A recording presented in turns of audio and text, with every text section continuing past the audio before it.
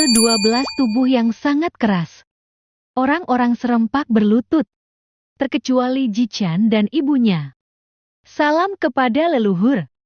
Bangunlah. Baik leluhur. Ketika leluhur kerajaan melihat Mu Xiaoer dan Jichan tidak berlutut, dia agak tidak senang.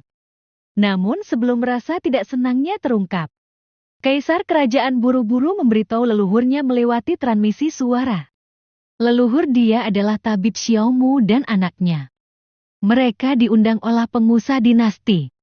Bisa dibilang mereka adalah tabib kepercayaan dinasti. Bahkan penguasa dinasti sangat menghormatinya. Ketika leluhur kerajaan mendengar menjesan kaisar, sikapnya berubah 180 derajat. Salam kepada tabib Xiaomu. Aku sering mendengar kehebatan tabib Xiaomu. Dan tidak pernah terbayangkan hari ini aku bisa bertemu langsung dengan tabib Xiaomu. Maaf, aku belum pernah mengunjungi tabib Xiaomu. Padahal tabib Xiaomu ada di wilayah kerajaan kita. Aku sering melakukan pelatihan tertutup. Jadi jarang keluar. Mu Xiaoer buru-buru menjawab. Leluhur tidak perlu sopan. Aku hanya tabib kecil. Tidak sehebat yang leluhur pikirkan. Dalam hati Jichan mendengus. Rubah tua ini benar-benar pintar berakting. Apakah aku tidak tahu bahwa dia tadi mengeluarkan niat membunuh?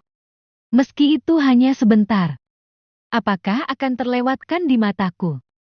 Sekarang dia pura-pura menyanjung ibuku. Karena aku tahu pasti dia mendapatkan transmisi suara. Peringkat 7 Raja Beladiri Belaka benar-benar ingin mencari masalah. Apakah dia lelah hidup? Aku ingin melihat trik apa yang akan dia mainkan.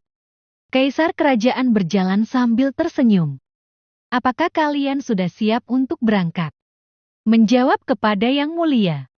Kita sudah siap berangkat. Baiklah, kita akan berangkat sekarang. Kalian bisa mengambil tempat istirahat kalian masing-masing. Namun sebelum semua orang bubar, Kaisar memanggil Mu Xiaoer. Tabib Xiaomu, tolong tunggu sebentar. Apakah Kaisar membutuhkan sesuatu? Kaisar memanggil 2 junior. Lan Ying, Lan Xiaobai, kemarilah. Lan Ying adalah generasi muda paling berbakat di kerajaan Samhong. Dia tidak hanya cantik tapi juga sangat cerdas. Dan juga paling tenang untuk berpikir. Dan dia juga adalah putri kandung dari sang kaisar. Lan Xiaobai sangat garang dan tegas. Badan tinggi 200 cm. Otot-otot badannya terlihat jelas. Dia adalah keponakan kaisar. Sepupu Lan Ying. Ada keperluan, apakah ayah memanggil kami? Kaisar mengenalkan Lan Ying dan Lan Xiaobai kepada Mu Xiaoer dan Jichan. Yenger Xiaobai, perkenalkan, ini adalah tabib Xiaomu dan putranya Jichan. Beliau adalah ahli alkemi dinasti Jin kita. Lan Ying memberi hormat kepada tetua. Dan salam kenal untuk saudara Jichan. Lan Xiaobai pun melakukan hal yang sama.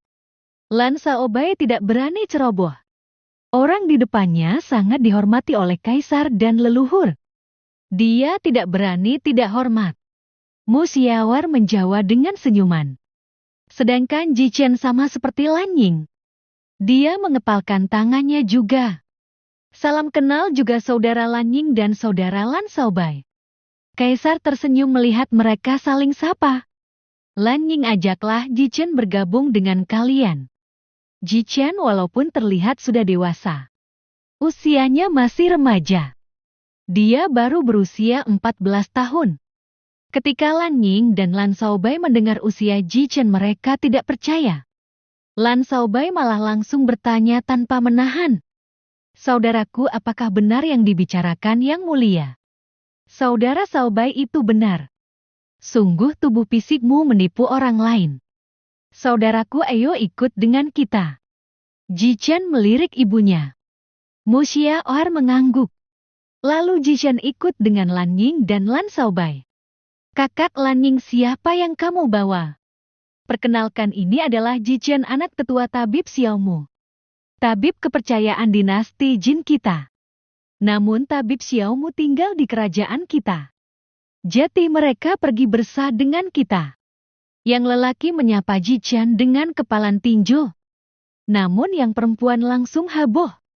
Kakak Jichen, kamu benar-benar sangat tampan. Kenapa aku belum pernah melihatmu? Jika aku tahu kamu tinggal di kerajaanku, aku pasti sering berkunjung. Bahkan wanita yang tidak bisa menahan itu langsung mengepung Jichen. Mereka berebut memegang tangan Jichen. Jichen melirik Lan Xiaobai sambil ekspresi yang tidak berdaya. Lan Xiaobai sangat peka. Dia buru-buru membubarkan gadis-gadis itu. Lan Feifei, apakah kamu tidak salah bicara? Kamu memanggil saudara Jichen kakak. Seolah-olah usiamu lebih muda. Berapa usiamu? Kamu sudah berusia 31 tahun. Sedangkan saudara Jichen baru 14 tahun.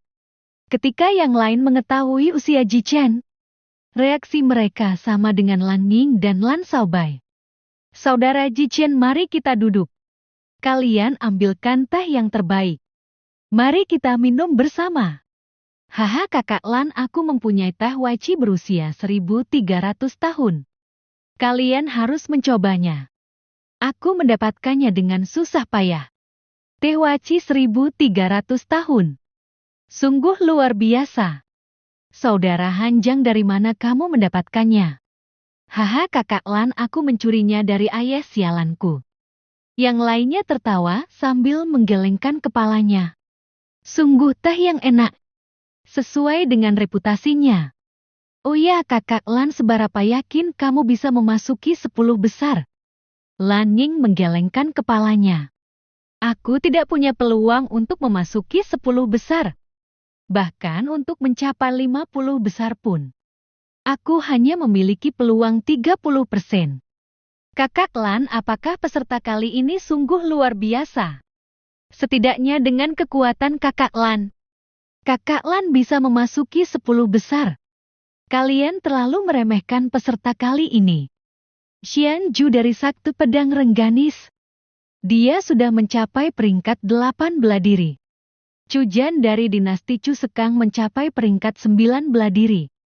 Bahkan kali ini dinasti Chu muncul seorang jenius iblis. Itu pasangan kakak beradik, Chu Fong dan Chu Chong. Rumor yang telah beredar bahkan salah satu dari mereka itu bisa mengalahkan Chu Jan dengan mudah. Apalagi untuk Chu Fong, kultivasinya diperkirakan peringkat 2 raja bela diri. Dan dia memiliki kekuatan tempur yang menantang surga. Aku mendengar dari jenius dinasti Fei. Dia melihat Chu Fong membunuh kultivator dari generasi tua peringkat 4 raja bela diri. Dan masih banyak jenius dari dinasti lain. Jadi dengan kultivasiku saat ini, peluangku sangat kecil. Ketika Jichen mendengar percakapan Lan Ying, dia tidak berbicara sedikit pun. Namun dia ingin menonton bagaimana para jenius generasi muda ini bertarung. Saudara Jichen, apakah kamu akan ikut berpartisipasi dalam kompetisi ini? Aku tidak akan ikut. Aku hanya mengolah tubuh fisik. Aku tidak tahu tingkat kekuatanku sendiri. Saudara Jichen, maaf, aku tidak sopan. Ketika Jichen mengatakan bahwa dia hanya mengolah tubuh fisik, Lan Xiaobai juga sama mengolah tubuh fisik. Dia langsung menyerang Jichen tanpa aba-aba. Lan Ying berteriak. Adik Xiaobai, berhenti. Apa yang kamu lakukan? Lan Ying takut Jichen kenapa-kenapa. Dia tidak punya alasan untuk menjelaskan kepada Kaisar dan kepada tabib Xiaomu. Namun kejadian berikutnya membuat yang lain menganga. Mulutnya terbuka lebar. Ketika tangan Lan Xiaobai mencapai tubuh Jichen, Jichen tidak membalas atau mengelak. Membiarkan tangan Lan Xiaobai mengenainya. Ketika itu bersentuhan, Jichen yang orang lain khawatirkan, seolah-olah Jichen akan terbang jauh. Itu tidak terjadi. Dia tidak bergerak sedikit pun. Bahkan kakinya tidak bergeser. Jichen berdiri tegap. Namun tangan Lan Xiaobai langsung pecah. Tidak menyisakan sedikit pun tulang. Ah, tanganku. Lan Xiaobai menjerit kesakitan. Dengan mata yang penuh ketakutan, dia berguling-guling di lantai. Kakak Xiaobei, apa yang kamu lakukan? Jichen lambat bergerak. Jichen tidak siap sama sekali bahwa setelah dia berkata, Lan Xiaobei akan langsung menyerangnya. Jika Jichen tahu Lan Xiaobei akan menyerangnya, Jichen akan menghindar. Karena tubuh Jichen sudah abadi. Bukan saja memiliki kultivasi yang tinggi, Jichen juga mengolah tubuh dewa perang. Ketika Lan Xiaobei berteriak, itu suaranya sangat keras. Jadi semua orang di kapal mendengarnya. Kaisar dan leluhur kerajaan langsung datang. Ketika mereka melihat keadaan Lan Xiaobei, mereka terkejut dan khawatir. Apa yang terjadi dengan Xiaobei? Nada leluhur agak kencang. Lan Ying buru-buru menghadap. Lapor kepada leluhur. Lan Ying langsung menjelaskan apa yang terjadi, tanpa mengurangi atau melebihi apa yang terjadi dengan Lan Xiaobei. Ketika leluhur dan kaisar mendengar cerita Lan Ying, mereka langsung melirik Jichen, teman muda Jichen. Karena ini adalah kesalahan Xiaobei. Aku meminta maaf atas ketidaknyamanannya. Namun Xiaobei sangat menderita. Jika terus dibiarkan seperti ini, mungkin Xiaobei tidak akan bisa mengikuti turnamen. Dan dia akan mengalami cacat permanen. Apakah teman muda Jichen bisa membantu kami untuk meminta tabib Xiaomu mengobati Xiaobei? Dengan keahlian tabib Xiaomu, mungkin itu bisa mengobati Xiaobei. Yang mulia tidak perlu khawatir. Aku akan membantu saudara Xiaobei. Karena gara-gara aku saudara Xiaobei terluka. Biarkan aku yang mengobatinya. Tidak perlu memanggil ibu. Lalu Jichen menempelkan tangannya di punggung Lan Xiaobei. Tidak butuh waktu lama tangan Lan Xiaobei beregenerasi. Kesembuhannya bisa terlihat oleh mata. Setelah tangannya kembali utuh, Lan Xiaobei berhenti berteriak. Dia langsung melihat tangannya. Ketika tangannya kembali utuh, Lan Xiaobei sangat senang. Dia langsung memberi hormat kepada Jichen. Saudara Jichen, terima kasih telah menyembuhkanku. Dan aku minta maaf atas kelancanganku. Aku terlalu bersemangat ketika kamu menyebutkan kalau kamu hanya mengolah tubuh fisik. Karena aku juga kultivator yang mengkhususkan mengolah tubuh fisik. Jadi aku ingin membuat perbandingan. Namun sayangnya kekuatan tubuh fisikku terlalu rapuh. Saudara Jichen, tubuhmu benar-benar keras. Seperti logam. Ketika Lan Xiaobei sedang memberikan alasan, dia terlalu bersemangat. Jichen menanggapi dengan senyuman. Tidak apa-apa, namun lain kali kamu tidak boleh langsung serang. Jika itu terjadi di luar, dan orang yang kamu hadapi kekuatannya melebihimu, mungkin bayarannya bukan hanya terluka.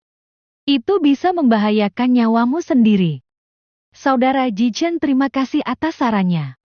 Aku tidak akan mengulangi hal seperti itu lagi. Ketika Jichen dan Lan Xiaobei sedang berbicara, orang-orang yang lainnya masih terpana. Mulut mereka terbuka lebar, seolah-olah merasa seperti mimpi. Mereka tidak percaya dengan apa yang mereka lihat.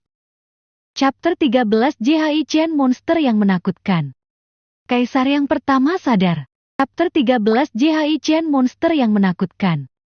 Kaisar yang pertama sadar. Kaisar langsung berubah menjadi lebih sopan. Pahlawan muda Jichen benar-benar luar biasa. Ternyata bukan saja tabib Xiaomu yang suka membuat keajaiban. Bahkan pahlawan muda Jichen juga sama. Tidak hanya itu, kekuatan pahlawan muda Jichen juga sangat luar biasa. Bahkan Xiaobei bukan lawan pahlawan muda Jichen. Itu hanya kebetulan. Saudara Lan Xiaobei hanya menggunakan tubuh fisik, tidak menggunakan kultivasinya. Jika menggunakan kultivasinya, aku bukan lawan saudara Lan Xiaobei. Kalian harus belajar kepada pahlawan muda Jichen. Walaupun kuat tapi selalu rendah diri. Baiklah, karena Xiaobei sudah pulih. Aku akan pergi. Kalian harus mempersiapkan diri. Sebentar lagi kita akan sampai. Pahlawan muda Jichen, apakah kamu bersedia berpartisipasi dalam turnamen? Kalau bersedia, aku bisa menambahkan peserta. Terima kasih Yang Mulia. Aku tidak akan ikut berpartisipasi. Aku cuma ingin menonton untuk menambah wawasanku. Baiklah. Leluhur kerajaan tidak berbicara sedikit pun. Dia masih terpana dengan cara Jichen mengobati Lan Shaobai. Tidak lama kemudian gedung-gedung yang mewah terlihat. Kakak Lan Ying, di mana tempat kompetisi diadakan. Lan Ying menunjuk ke gunung yang tinggi. Gunung itu adalah area bela diri. Kita akan berkumpul di sana. Ketika kapal rombongan Jichen akan mencapai gunung area bela diri, itu banyak kapal-kapal lain yang berdatangan. Namun ada satu kapal yang paling mencolok. Ketika rombongan Jichen melihat kapal itu, Kaisar langsung keluar kamar. Dia melihat lelaki tua yang berdiri di geladak kapal. Lelaki tua itu memberikan aura yang ganas. Aku tidak menyangka. Untuk pertemuan kali ini, Kepala Sakte Pedang Rengganis akan ikut hadir. Sungguh kapal yang megah itu benar-benar sangat besar. Akhirnya kapal rombongan Jichen mendarat. Itu hampir berdekatan dengan kapal perang yang kecil dan biasa saja. Namun walaupun terlihat kecil dan biasa-biasa saja, itu peringkat lebih tinggi dari kapal rombongan Jichen. Ketika Kaisar melihat orang-orang di kapal itu, dia buru-buru membungkuk dan memberi hormat kepada orang-orang di kapal itu. Salam untuk Kaisar Chu. Orang tua di kapal itu hanya mengangguk tanpa mengucapkan sepatah apapun. Namun tiba-tiba ada kapal baru yang mendarat di samping kapal rombongan Jichen. Hahaha, aku kira kerajaan Samhong tidak akan datang. Apakah orang-orang kerajaan Samhong masih tidak kapok untuk dipukuli setengah mati lagi? Haha, mungkin dia menghayal bahwa kali ini dia bisa mendapatkan tempat. Sungguh lelucon yang tidak lucu. Kerajaan Samhong adalah kerajaan terlemah. Dia bisa jadi juara pertama. Namun pertama dari belakang. Hahaha. Ayo kita pergi, jangan buang-buang waktu. Jichen bertanya kepada Lan Ying. Saudari Lan Ying, siapa mereka? Mereka dari kerajaan Da. Kerajaan terkuat dari 4 dinasti. Kamu tidak perlu berdebat dengan mereka. Mereka adalah kumpulan orang yang tidak masuk akal. Apalagi sekarang mereka makin tidak masuk akal. Karena di kerajaan Da muncul jenius iblis. Dia baru berusia 26 tahun. Namun dia sudah menjadi raja bela diri peringkat 2. Sama seperti Chu Feng. Bukan itu saja. Sekarang leluhur kerajaan Da menerobos menjadi kaisar bela diri. Mereka semakin seenaknya menindas yang lain. Jadi begitu? Jichen tiba-tiba maju ke depan. Siapa yang menyuruhmu untuk pergi setelah menghina kerajaan Samhong kami? Apakah kalian pikir kerajaan Samhong kami bisa kalian tindas sesuka kalian? Oh, ternyata ada orang yang merasa mempunyai tulang punggung. Bocah, awasi kata-katamu. Kalau tidak, aku bisa membunuhmu di tempat. Bahkan kaisar dari 4 dinasti tidak akan ada yang bisa menyelamatkanmu. Oh, apakah begitu?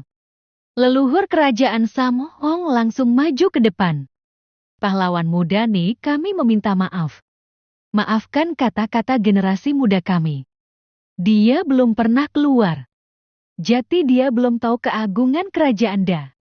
Jangan dengarkan kata-kata ngelanturnya.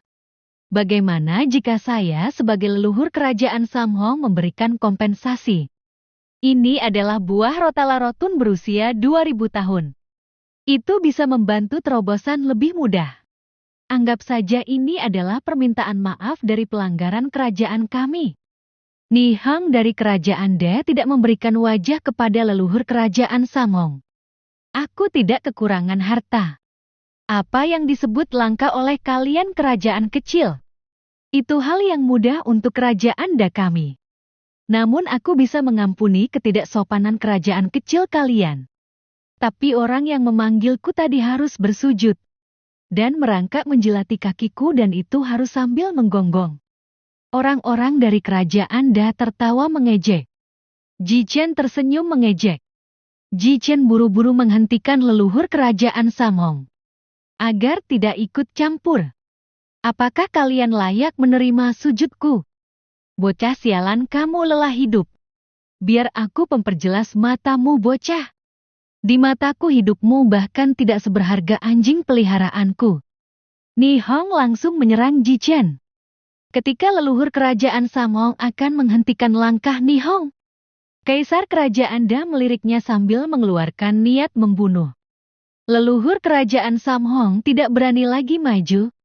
Namun ketika dia ingin meminta bantuan Ibu Jichen, Ibu Jichen diam dan masih memasang wajah yang tenang. Seolah-olah tidak ada yang terjadi. Leluhur kerajaan Samhong bingung. Namun adegan selanjutnya membuatnya ngeri. Ketika Nihong menyerang Jichen, dia tidak menggunakan teknik bela diri. Dia hanya menggunakan tinju biasa. Dia yakin bisa membunuh Jichen dengan pukulan ini. Dia adalah jenius kedua di kerajaan Da setelah kakaknya Niping. Jeti dengan cultivasi peringkat 9 bela diri. Dia penuh keyakinan. Bocah mati kau. Nihong langsung memukul wajah Jichen. Dia ingin membunuh Jichen dengan langsung menghancurkan kepala. Namun ketika beberapa centil lagi dia heran. Pukulannya tidak bisa lagi maju. Ketika dia melihat tangannya. Tangannya sudah dipegang Jichen. Ketika dia melihat Jichen tersenyuman. Nihong sangat ketakutan. Seakan senyuman Jichen. Bukan senyuman manusia. Tapi senyuman iblis mencabut nyawa. Dengan kekuatan kecilmu ini. Ingin aku bersujud dan merangkak. Kamu benar-benar delusi. Kaisar kerajaan Da berteriak. Pahlawan muda, tolong hentikan. Kami meminta maaf atas kesalahan. Nihong. Ketika yang lain mendengar Kaisar langsung yang meminta maaf. Sungguh besar wajah ini. Kaisar kerajaan Da rela menurunkan punggungnya untuk keberlangsungan hidup Nihong. Nihong adalah jenius langka di kerajaan. Sangat disayangkan jika Nihong jatuh di sini. Dan Kaisar percaya Jichen pasti memberikan wajah untuk dia. Siapa yang tidak mengenalnya? Cultivasinya sama dengan Kaisar dinasti. Jika dinasti tidak memiliki leluhur peringkat 3 Kaisar bela diri, dia percaya diri bisa memperebutkan penguasa dinasti. Namun sayang Jichen tidak memberikan wajah. Jichen mengencangkan pegangan tangannya. Nihong bukan saja mati. Tapi tubuhnya hancur menjadi abu. Tidak menyisakan setetes darah pun. Ucapanmu tidak sekuat kekuatanmu. Lalu Jichen melirik orang-orang dari kerajaan Da. Orang tua, apa yang kamu ucapkan tadi? Aku akan memperingatkanmu. Aku memang tidak akan mengikuti turnamen. Namun aku juga tidak akan membiarkan tempat kelahiranku dihina begitu saja. Jeti ini adalah pelajaran untuk kerajaanmu. Agar tidak meremehkan orang sesukamu. Bocah sialan, kamu berani membunuh orang dari kerajaanku. Dan sekarang berani menceramahiku. Sungguh kamu telah mati. Bahkan dewa tidak akan bisa menyelamatkanmu. Namun ketika dia akan menyerang Jichen. Jichen sudah menghilang. Dan ketika Jichen muncul. Itu sudah di hadapan Kaisar kerajaan Da. Dan sudah meraih tenggorokan Kaisar Da. Tidak ada yang melihat bagaimana Jichen menghilang. Itu seperti berteleportasi. Leluhur kerajaan Da yang sangat santai dan memandang rendah yang orang lain. Sekarang dia tidak bisa tenang lagi. Ketika dia akan bicara, Jichen langsung meliriknya dengan niat membunuh. Namun niat membunuhnya tidak bocor. Itu difokuskan kepada leluhur kerajaan Da. Jeti yang lainnya tidak merasakan niat membunuh Jichen. Ketika leluhur kerajaan Da merasakan niat membunuh Jichen, dia sangat ketakutan. Seolah-olah dia telah jatuh ke jurang kematian. Jangankan dia bisa bergerak. Bahkan bicara pun dia tidak bisa. Jichen mentransmisikan suara kepada leluhur kerajaan Da. Orang tua jangan mengancamku lagi. Jika kamu masih memperdulikan klanmu, jaga ucapanmu. Kalau tidak aku akan memusnahkan klanmu tanpa ayam dan anjing. Ketika leluhurnya ketakutan, Kaisar kerajaan Da tidak memperhatikannya. Dia malah memelototi Zichen. Bocah kecil, cepat lepaskan aku. Kalau tidak, bukan hanya kamu yang akan mati, tapi keluargamu. Dan orang-orang dari kerajaanmu akan ikut mati. Orang tua kamu terlalu berisik. Zichen mengepalkan tangannya. Dan kepala Kaisar kerajaan Da langsung terpisah dari badannya.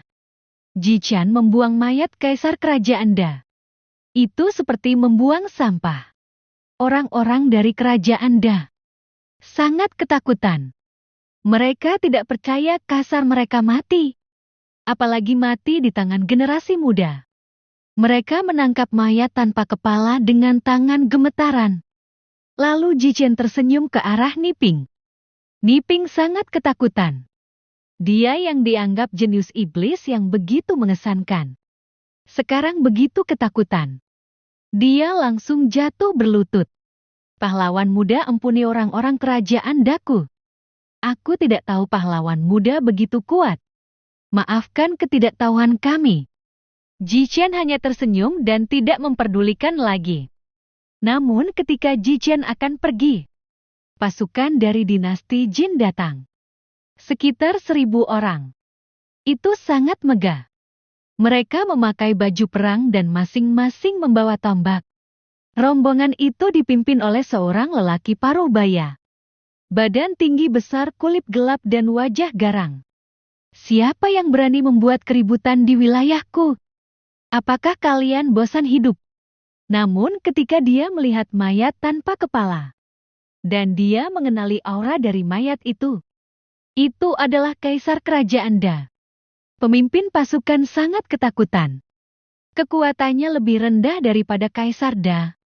Namun dia masih memberanikan diri. Karena dia ditugaskan untuk keamanan. Dan dia masih percaya diri. Karena latar belakangnya sangat kuat. Dia di bawah komando dinasti Jin. Yang dipimpin oleh klan Long. Klan Long yang bisa memusnahkan klan Jin sepenuhnya. Dan mengambil kekuasaan dinasti. Siapa yang membunuh Kaisar Kerajaan Da? Zichen langsung menjawab. Aku yang membunuhnya. Apakah kalian akan menghukumku? Ketika pemimpin itu mendengar pengakuan Zichen, dia masih menyelidiki. Namun melihat orang-orang dari kerajaan Da masih ketakutan melihat Zichen. Dan orang-orang dari kerajaan lain tidak yang bicara.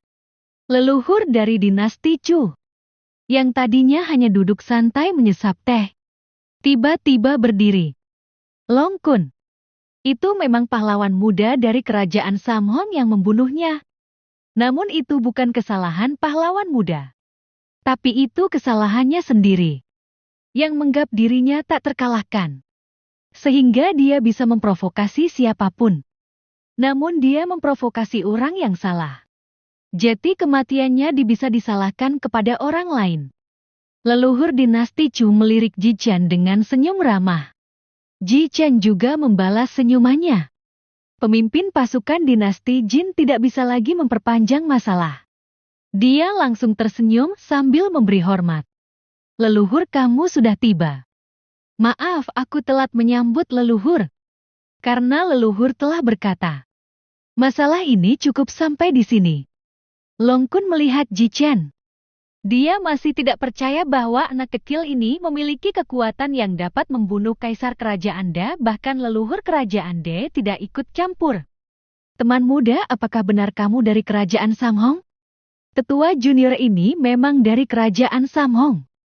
Apakah teman muda menjalani pelatihan di luar? Kerajaan Samhong ada di bawah dinastiku. Namun aku tidak tahu ada junior yang sangat kuat di dinastiku. Bahkan aku belum pernah melihatmu. Dan juga belum pernah mendengar nama teman muda.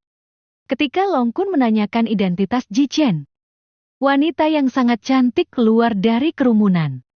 Walaupun usianya itu lebih 400 tahun. Namun wajahnya masih seperti usia 30 tahunan. Jangankan generasi tua yang terpesona oleh kecantikannya. Bahkan generasi muda pun sangat terpesona. Itu benar-benar cantik seperti bidadari surga.